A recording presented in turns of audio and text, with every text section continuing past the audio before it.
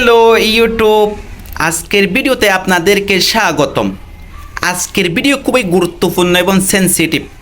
মনোযোগ দিয়ে আজকের ভিডিওটা দেখবেন। দেখার পর যদি ভালো লাগে লাইক কমেন্ট শেয়ার এবং সাবস্ক্রাইব করবেন। আমি একজন পল্লী চিকিৎসক এবং ডিএমএস ফার্মেসি ব্যবসায়ী হিসেবে আমাদের কাছে বিভিন্ন ধরনের কাস্টমার এসে এবং সেই কাস্টমারের উপর ভিত্তি করে সেই প্রশ্নের উপর ভিত্তি করে আজকের এপিসোডটা আমি সাজিয়েছি কন্ডম নিয়ে।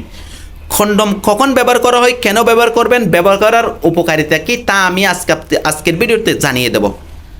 যে সমস্ত স্ত্রীরা, যে সমস্ত ওয়াইফরা কোনো ধরনের জন্ম নিয়ন্ত্রক পিল ব্যবহার করেন না, আপনাদের 1 থেকে 2টা বাচ্চা আছে, আরেকটা বাচ্চা কীভাবে নেবেন, এরকম সমস্যায় যারা ভুগতেছেন তাদের জন্য আজকের ভিডিও খুবই স্পেশাল। কন্ডম হলো এক প্রকার জন্ম নিয়ন্ত্রক মাধ্যম। যে সমস্ত স্ত্রীরা কোনো ধরনের পিল ব্যবহার করতে পারেন না, ব্যবহার করলে আপনার মাথা ঘোরায়, বমি বমি ভাব হয়, মোটা হয়ে যাচ্ছেন, এরকম স্ত্রীর ওয়াইফ স্বামীর জন্য আজকের কন্ডম আপনি আপনার স্বামীকে ব্যবহার করতে বলবেন। আপনার স্বামী কন্ডম ব্যবহারের ফলে আপনি আর কোনো কনসিভ করতে পারবেন না। কেননা আপনারা যখন যৌন মিলন বা সহবাস করেন তাহলে আপনার স্বামীর বীর্য আপনার যৌনাঙ্গে প্রবেশ করতে পারবে না কন্ডম ব্যবহার করার ফলে। এটা হলো কন্ডম ব্যবহারের মূল উপকারিতা। কন্ডম ব্যবহারের ফলে আপনার ওদের নিয়মিত পিরিয়ড হয়ে যাবে।